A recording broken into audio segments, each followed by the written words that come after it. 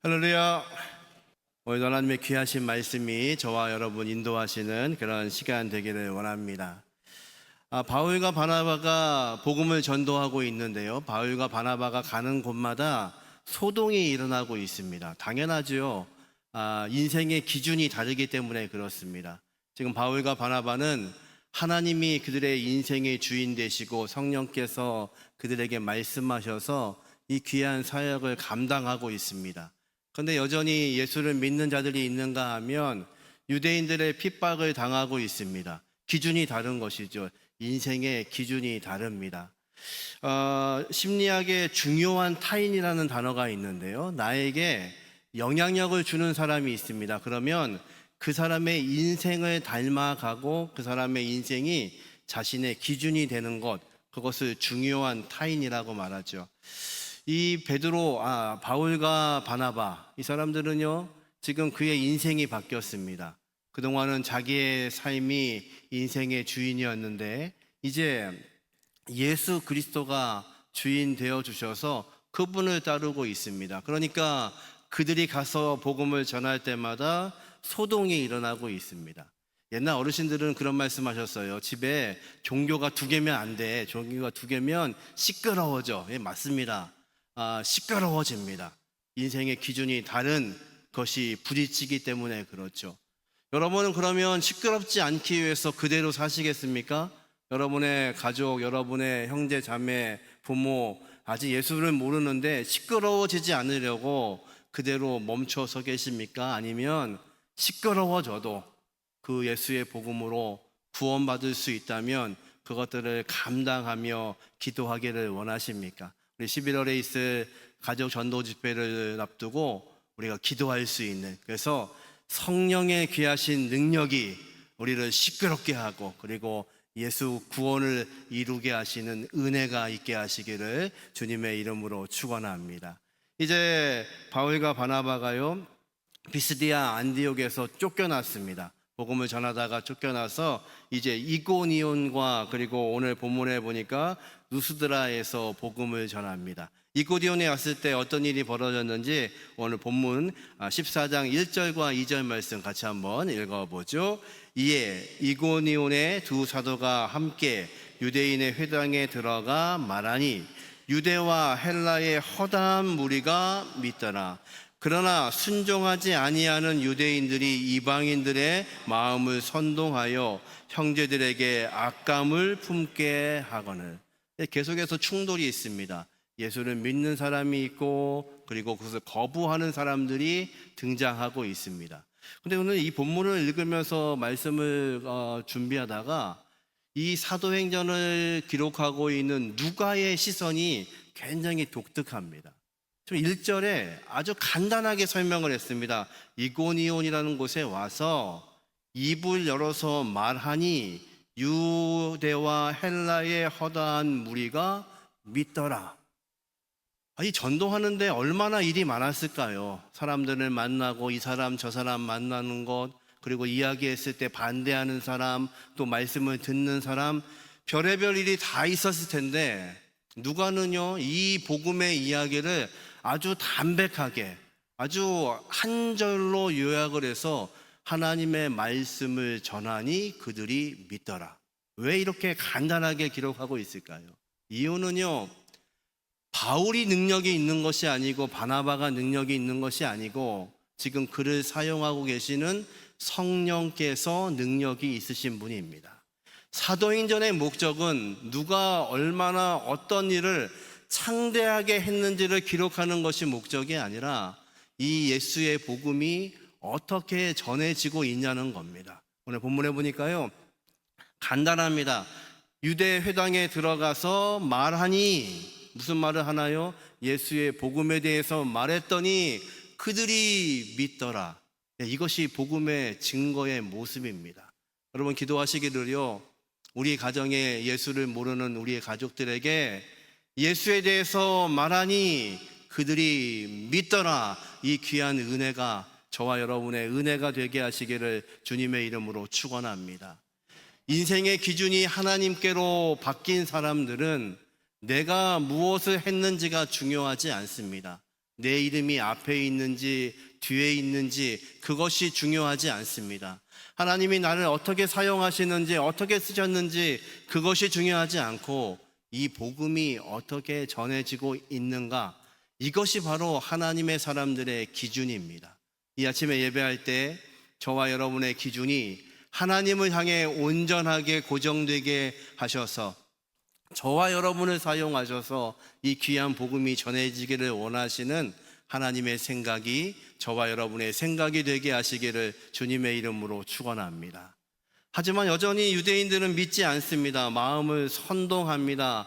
그리고 그들을 어렵게 합니다. 그런데 관계하지 않습니다. 이제 3절에 이렇게 성경은 말씀합니다. 3절 말씀 같이 한번 읽어보죠. 두 사도가 오래 있어 주를 힘입어 담대히 말하니 주께서 그들의 손에서 표적과 기사를 행하게 하여 주사 자기 은혜의 말씀을 증언하시니. 아멘.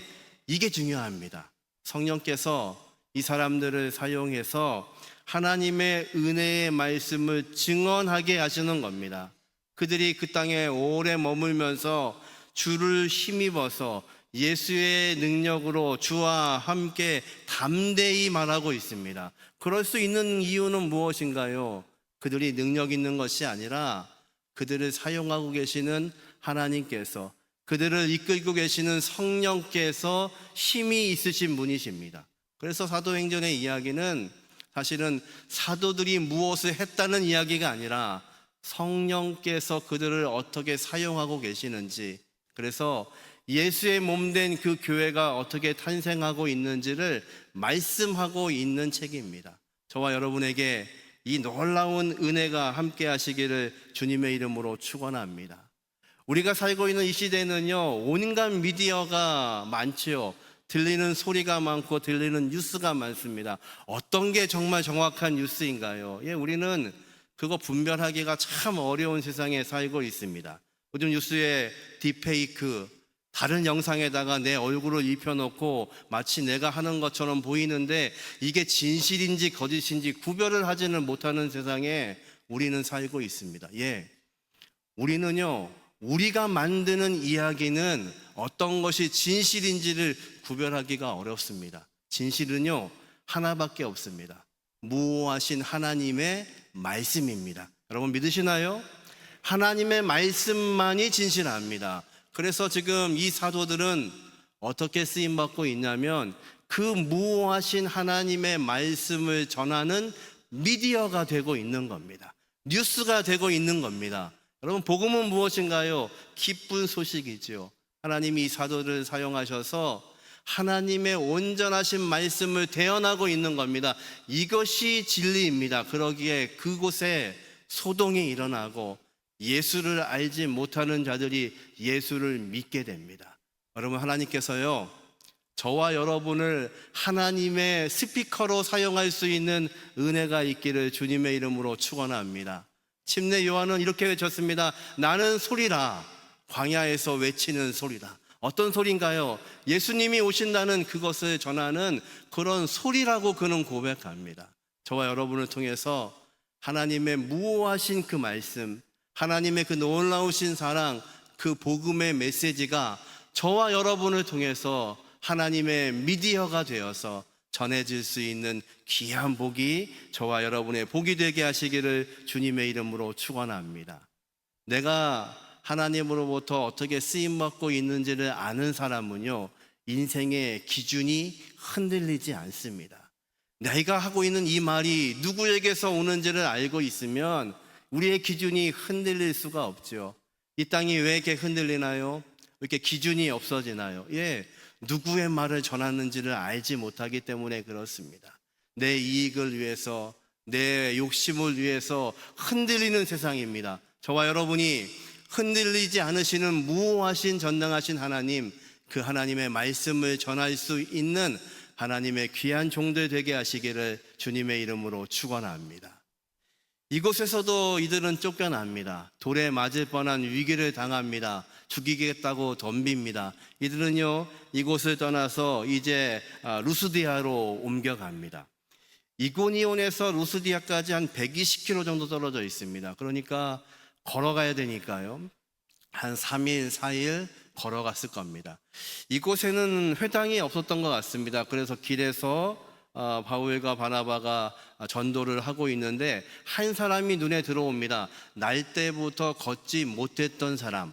베드로와 요한이 성전 미문에 앉아 있는 그 사람을 보고 일으켰던 것처럼 그를 바라봤더니요, 그 사람 속에 일어날 수 있는 구원 얻을 만한 믿음이 있는 것을 바울이 봅니다. 여러분, 구원은 어떻게 얻나요? 믿음으로 구원을 얻지요. 그 사람 속에 그 구원받을 만한 믿음이 있는 것을 보고 즉시 일어나라고 말합니다. 그랬더니요, 한 번도 걷지 못했던 이 사람이 일어나는 기적을 경험합니다. 그랬더니요, 이 땅 루스디아가 또다시 소동을 일으키고 있습니다. 11절부터 같이 한번 읽어보죠. 무리가 바울이 한 일을 보고 루가오니아 방언으로 소리 질러 이르되 신들이 사람의 형상으로 우리 가운데 내려오셨다 하여 바나바는 제우스라 하고 바울은 그 중에 말하는 자이므로 헤르메스라 하더라. 시외 제우스 신당의 제사장이 소와 화환들을 가지고 대문 앞에 와서 무리와 함께 제사하고자 하니. 여러분, 사람들은요, 내가 경험한 것밖에는 이해하지 못합니다. 지금 놀라운 이적이 벌어지니까요, 이곳에 있는 사람들이요, 자신이 섬기는 신이 사람의 모습으로 왔다고 생각한 겁니다. 그래서요, 제사장들까지 다 모여서 꽃과 제물을 가지고 와서 제사를 드리려고 하는 겁니다. 두 사람이 살아있는 신인 줄 안 겁니다. 우리는요, 아는 것밖에 그렇게 할 수가 없죠. 어떤 그 며느리가요, 시어머니를 전도하려고 하는데 이분이 잘 믿지를 않습니다. 그런데 집에 와서 예배하는 것은 허락을 하셔서 항상 구역 식구들과 함께 기도하고 찬양하고 이렇게 합니다. 그러면 시어머니가 옆에서 들으시는 거예요. 들으시니까 언젠가 믿으시겠지.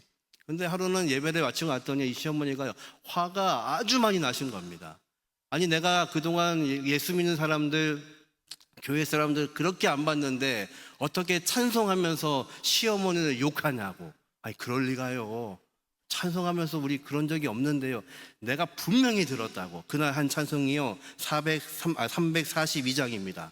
어떤 찬송이냐면요, 너 시험이 이겨 늘 승리하고, 다음 구절이 이렇습니다. 너 용기를 내어 곧 물리쳐라.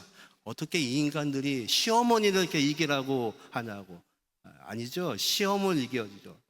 우리는요, 때로 우리가 알고 있는 것에만 반응을 합니다. 놀랍게도요, 이곳의 사람들은요, 바울과 바나바가 신인 줄 알고 있습니다. 그런데 그들은 어떻게 이 상황 가운데 기도하나요? 14절부터 같이 한번 읽어보죠. 두 사도 바나바와 바울이 듣고 옷을 찢고 무리 가운데 뛰어 들어가서 소리질러 이르되 여러분이여 어찌하여 이러한 일을 하느냐?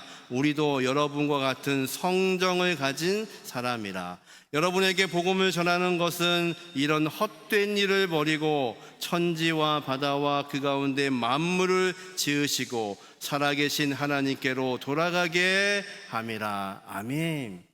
아니, 자신들을 신인 줄 알고 섬기고 있으면 좋은 거 아닌가요? 그런데 바나바와 바울은요, 자신의 옷을 찢습니다. 옷을 찢는다는 것은 슬픔의 표시입니다. 왜 바나바와 바울이 이 사람들의 모습을 보고 슬퍼하나요? 이 사람들은요, 그들이 가지고 있는 것, 보고 있는 것이 이거밖에 없습니다. 자신들의 신을 섬기는 겁니다. 두려움으로요. 모든 종교는요, 신을 왜 섬기나요? 그 신이 나에게 잘못할까봐, 내가 이렇게 정성을 다하지 않으면 나에게 해가 될까봐, 내 자녀에게, 자손들에게 어려움이 있을까봐 두려움으로 신들을 섬깁니다. 지금 이적을 보고 이곳의 사람들은요, 그들이 알고 있는 것이 그거밖에 없으니까 두려움으로 재물을 가지고 나온 겁니다. 그것이 슬픔입니다. 그들이 하나님을 알지 못합니다. 전능하신 그분을 알지 못합니다. 하나님의 놀라우신 사랑을 알지 못합니다. 하나님의 사랑은요, 우리를 사랑하셔서 자기 아들까지 대신 내어주셔서 이들이 지은 재물을 가지고 온 것처럼 자신의 아들을 재물로 주셔서 우리를 구원하신 그 하나님의 사랑을 이 사람들은 모르는 겁니다. 모르니까요, 오해합니다. 모르니까요, 그 하나님을 섬기지 못합니다. 그것이 마음이 아프고 슬픈 겁니다. 여러분, 우리가 왜 마음이 아픈가요? 예수를 모르는 우리의 가족들이 몰라서 핍박하는 겁니다. 여러분이 기도하는 것, 그것이 무엇인지 알지 못해서 핍박하는 겁니다. 그래서 여러분의 마음을 찢으셔야 됩니다. 우리의 가족에게도 이 놀라우신 하나님의 사랑이 전해질 수 있기를. 이제 바울과 바나바는요, 그렇게 외치죠. 그 하나님, 저 하늘을 만드시고 이 땅을 만드신 그 전능하신 하나님을 너희가 알아야 되는데 그것을 모르니까 이렇게 헛된 일을 하는데, 그 헛된 일을 버리라고 우리가 이곳에 왔다는 겁니다. 살아계신 하나님께로 너희가 돌아오라. 이것이 복음입니다. 여러분, 인생의 기준이요, 흐트러지지 않기 위해서는요, 마치 우리의 인생이 흐트러질 때에 그것을 온전히 잡을 수 있는 것은 예수 그리스도의 복음밖에는 없습니다. 이 복음이 저와 여러분을 강력하게 붙잡을 수 있기를 주님의 이름으로 축원합니다. 왜 사역하시나요? 왜 봉사하시나요? 왜 어려운 그 일들을 감당하시나요? 그 사랑 때문에 그렇습니다. 내가 받은 그 사랑 때문에, 하나님의 그 놀라우신 사랑 때문에 우리는 오늘도 엎드리고 있는 겁니다. 이제 바울과 바나바가 옷을 찢으며 슬퍼하며 그들을 향해서 당신들이 모르기 때문에 그 하나님께 돌아오라고 간절히 요청하는 이 고백이 저와 여러분의 고백이 되게 하시기를 주님의 이름으로 축원합니다. 우리의 자녀들, 우리의 가족들, 우리의 부모님들, 우리 형제들, 아직도 예수를 모른다면 그들도 하나님 앞에 나오게 해 주십시오. 하나님 앞에 서게 해 주십시오. 이것이 이 아침에 저와 여러분의 간절한 기도가 되게 하시기를, 그리고 그 기도에 응답하시는 하나님의 놀라우신 은혜들을 경험하시기를 주님의 이름으로 축원합니다. 근데 이곳에서도 또 핍박이 시작이 되죠. 19절 말씀 어떻게 핍박받나 같이 한번 읽어보죠. 유대인들이 안디옥과 이고니온과 와서 무리를 충동하니 그들이 돌로 바울을 쳐서 죽은 줄로 알고 시외로 끌어내치니라. 여러분, 지금 바울이요, 돌에 맞았다는 이야기입니다. 스데반 집사 순교 기억나시죠? 스데반이 설교를 하고 이제 돌에 맞습니다. 그 자리에 바울도 있었습니다. 돌에 맞아 죽는 것이 얼마나 비참한 일인가요? 그런데 지금 유대인들이 와서 바울을 향해 돌을 던졌습니다. 이 돌은요, 죽으라고 던진 겁니다. 그리고 죽은 줄 알고 그 시체를 버렸습니다. 그러면 지금 바울의 상태가 어떨지 한번 상상을 해보십시오. 그냥 태형을 맞은 게 아닙니다. 엉덩이를 맞은 게 아닙니다. 채찍을 맞은 게 아니고 돌에 맞았습니다. 돌을 던지는데 인정사정 없이 던졌겠지요. 온통 깨지고 터지고 죽은 줄 알았습니다. 아니, 정말 죽었을 겁니다. 그런데 그가 제 아들 앞에서 다시 일어납니다. 그런데 누가가요, 이 본문도 딱 한 줄로 기록합니다. 아니, 얼마나 큰 일이 있었을까요? 바울이 끌려가는 이야기, 바울을 돌로 치는 배경과 그 분위기들, 그리고 돌에 맞을 때의 장면들, 그 돌에 맞을 때 바울이 했던 이야기들 얼마나 많았을까요? 그런데 누가는요, 딱 한 줄을 기록합니다. 이유는요, 바울이 능력 있는 게 아닙니다. 바울이 일어난 게 중요한 것이 아니라 바울이 전하고 있는 복음이 살아있기 때문에 그렇습니다. 누가는요, 이 글을 기록하면서 누가 얼마나 능력 있는지를 기록하고 있지 않습니다. 성령이 능력 있으시고 그 성령 때문에 일어난 사람들, 성령으로 인생의 기준이 바뀐 사람들이 어떻게 살아갈 수 있을지에 대해서 말씀하시는 겁니다. 여러분, 이 아침에 혹시 바울처럼 고난받고 계시는 분이 계신가요? 바울이 돌에 맞고 있는 것처럼 가족들의 핍박을 당하고 계시는 분들이 계신가요? 가족의 구원 때문에, 자녀의 구원 때문에 가슴이 찢어지시는 분들이 계신가요? 여러분, 그 모든 것들을 아시는 전능하신 하나님께서 이 저녁에, 이 아침에 저와 여러분을 만지시고 새롭게 하시는 놀라운 은혜가 있기를 주님의 이름으로 축원합니다. 왜 바울이 이렇게 일어날 수밖에 없나요? 그 장면을 누가는요 조금 더 길게 자세하게 설명합니다. 20절부터 같이 한번 읽어보죠. 제자들이 둘러섰을 때에 바울이 일어나 그 성에 들어갔다가 이튿날 바나바와 함께 더베로 가서 복음을 그 성에 전하여 많은 사람을 제자로 삼고 루스드라와 이고니온과 안디옥으로 돌아가서 제자들의 마음을 굳게 하여 이 믿음에 머물러 있으라 권하고 또 우리가 하나님의 나라에 들어가려면 많은 환난을 겪어야 할 것이라 하고. 아멘. 왜 돌에 맞아서 맞은 상황들은 짧게 설명한 누가가요?